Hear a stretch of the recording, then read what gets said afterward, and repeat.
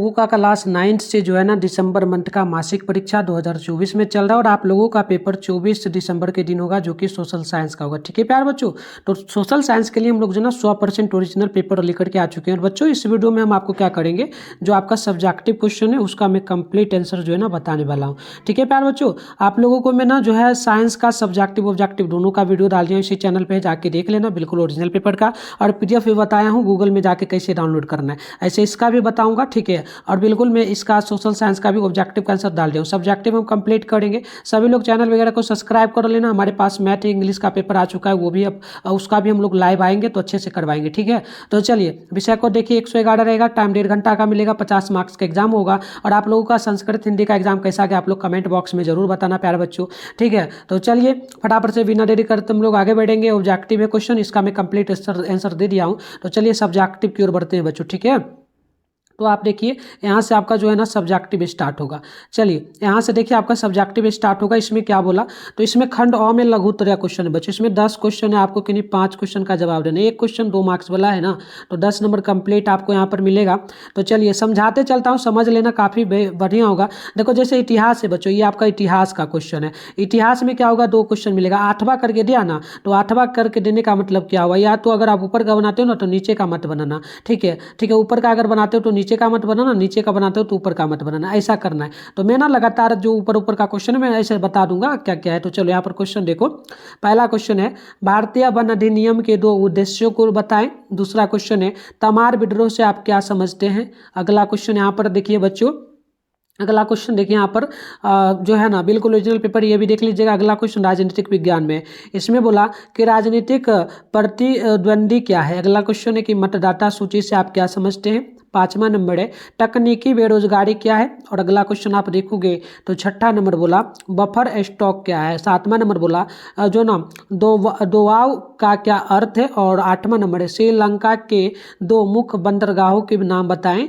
और 9वां number question है कि प्राकृतिक आपदा के 2 उदाहरण दीजिए। 10वां बोला सड़क दुर्घटना के 2 जो ना कारण बताइए। तो देखो बच्चों इस प्रकार से क्वेश्चन है। सभी लोग जो भी वीडियो देख रहे हो सभी लोगों से एक रिक्वेस्ट रहेगा, चैनल को सब्सक्राइब कर लो बच्चों। ठीक है, ताकि आगे जो आपका एग्जाम होने वाला उसका भी हेल्प मिल पाएगा, जैसे कि इंग्लिश हिंदी का पेपर डालेंगे। तो देखो दीर्घोत्तरीय क्वेश्चन है ना, इसमें 11 से 18 तक क्वेश्चन है, 4 क्वेश्चन का जवाब देना है। एक क्वेश्चन 4 मार्क्स वाला है, 16 नंबर आपको मिलेगा। तो यहाँ पर क्वेश्चन देखो इतिहास में जो बोला, इसमें पहला बोला संथाल विद्रोह से आप क्या समझते हैं। और 8वां में बोला कि बताइएगा तिलका मांझी कौन थे। अब राजनीति विज्ञान में क्या बोला, 13 में कि राज्यपाल के जो है ना स्वाविवेकी अधिकारों का वर्णन करें। नेक्स्ट क्वेश्चन यहाँ पर 14 नंबर ये आपसे पूछा कि राष्ट्रपति के प्रमुख जो है ना अधिकारों का वर्णन करें। चलो अगला क्वेश्चन यहाँ पर देखो, अगला आपका अर्थशास्त्र का क्वेश्चन है। ये 15 नंबर, ये 16 नंबर है, ये 17 है। क्वेश्चन 15 बोला कि भारतीय कृषि के पिछड़ेपन के कारणों का वर्णन करें। 8वां में बोला कि भारत में बेकारी के प्रमुख कारण क्या है। 17 नंबर बोला कि पाकिस्तान की जलवायु की विशेषताओं का वर्णन करें। अगला क्वेश्चन है आपका यहाँ पर 18 नंबर क्वेश्चन बोला श्रीलंका की अर्थव्यवस्था में कृषि की महत्वपूर्ण भूमिका का वर्णन करें। तो कंप्लीट जो आपका क्वेश्चन था मैंने अच्छे से दिखा दिया। अब इसका आंसर मैं आपको गूगल से ही डाउनलोड करके भी बताऊंगा। आप वीडियो खत्म होगा तो जाके डाउनलोड करना। गूगल में जाना है, मिठुन स्टडी सेंटर सर्च करके डाउनलोड कर लेना। देखो बहुत आसान तरीके से 1 सेकंड में हम लोग कर लेंगे, कोई टाइम भी नहीं लगेगा। सिंपल सा क्या करना है, गूगल को ओपन करना है। आप लोग वीडियो खत्म होगा तब जाके डाउनलोड करना। अभी पहले सीख लो बच्चों, है ना, नहीं तो लिखना हो तो अभी लिख ही लेना, कोई दिक्कत नहीं। वीडियो से भी लिखो, मैं अच्छे से पढ़ के भी बता भी दूंगा और टाइम भी दूंगा, रोक दूंगा कुछ देर, आप लिख लेना। तो चलो यहाँ पर आप आओगे बच्चों, तो यहाँ पर आपका जो है ना ध्यानपूर्वक देखना, इसमें गूगल में आना है, मिठुन स्टडी सेंटर जो है आपको सर्च कर लेना है। फिर क्या करना है बच्चों, ऊपर करना है, फर्स्ट में देखो मिठुन स्टडी सेंटर .com लिखा हुआ है, यहाँ पर आपको जो है मिल जाएगा। तो इसी पर आपको क्या करना है बच्चों, इसी पर आपको क्लिक करना है। क्लिक करते ही आपके सामने जो है इस प्रकार से इंटरफेस पेन होगा। अब करना क्या है, आपको ना आपके फ़ोन में 3 डॉट यहाँ पर मिलेगा, आप करोगे ना गूगल में 3 डॉट मिलेगा, इस बराबर इस टाइप का मिलेगा। तो पहले क्लिक करना है, इसको ऊपर करना। देखो यहाँ यहाँ पर जो है ना आपके सामने डेस्कटॉप साइड का देखो, यहाँ पर डेस्कटॉप साइड लिखा हुआ मिला है, इस पर एक बार क्लिक कर लेना। ये क्लिक कर लोगे तो ये छोटा हो जाएगा लेंथ, यानी छोटा हो जाएगा ना, सारा दिख पाएगा।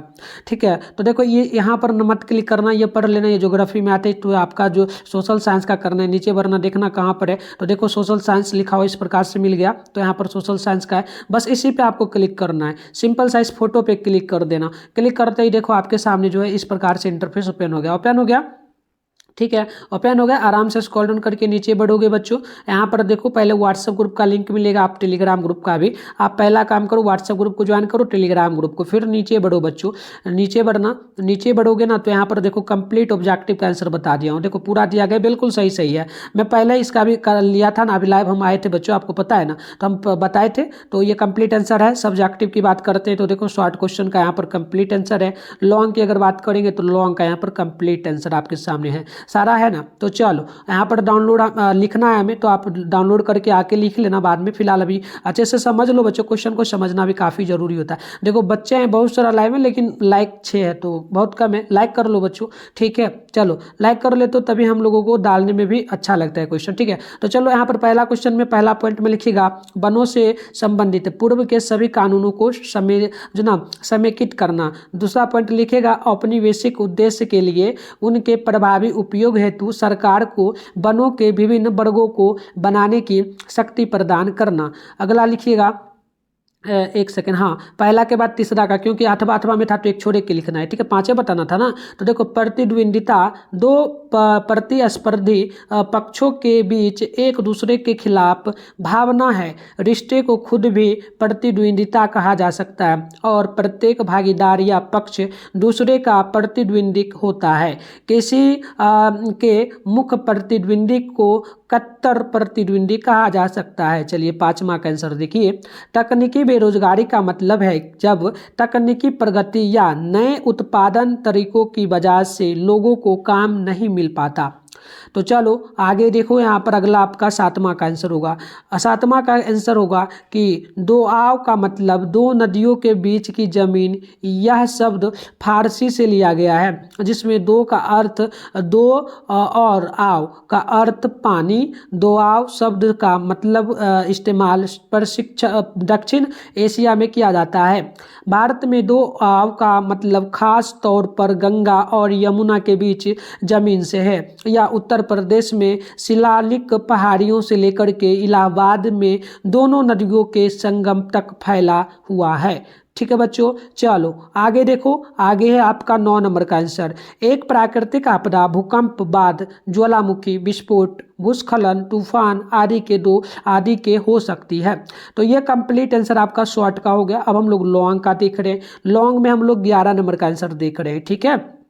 तो देखिए, संथालों के आक्रोश का मुख्य कारण यह था कि ब्रिटिश काल में साहूकार तथा औपनिवेशिक प्रशासक दोनों ही संथालों का शोषण करते थे।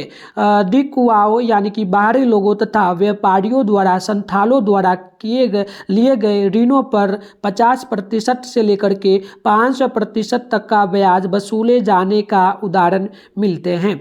अब बात करते हैं 13 नंबर का। तो भारतीय संविधान के मुताबिक राज्यपाल को अपने विवेक से काम करने का अधिकार है। इसे विवेकाधीन शक्ति कहते हैं। यह कार्यपालिका की शक्ति है और इसका इस्तेमाल राज्यपाल उचित समझे उसमें वह आज़ाद है। अदालतों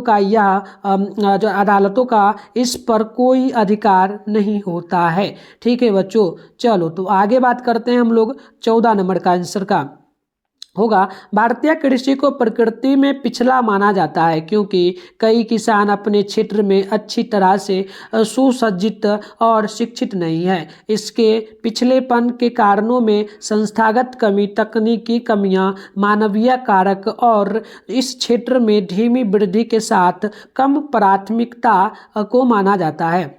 चलिए आगे यहाँ पर 17 का आंसर हो जाएगा। पाकिस्तान की जलवायु मानसूनी एवं उष्ण मरुस्थलीय है। यहाँ गर्मी के मौसम में बहुत गर्मी और जाड़े के मौसम में कड़ाके की सर्दी पड़ती है। जाड़े के मौसम में यहाँ औसत तापमान 7 डिग्री सेल्सियस से कम रहता है और उत्तर के पर्वतीय भाग में बर्फ जमा रहता है। गर्मी के दिनों में यहाँ का तापमान 45 डिग्री सेल्सियस तक पहुँच जाता है। तो बच्चों, इस प्रकार से मैंने आपको कंप्लीट आंसर जो है बता दिया। सभी लोग वीडियो को लाइक कर लेना। मैथ और इंग्लिश का पेपर आ चुका है हमारे पास, हम वो भी लाइव लेके आएंगे, तो सभी लोग तैयार रहिए। मिलते हैं नेक्स्ट वीडियो में, तब तक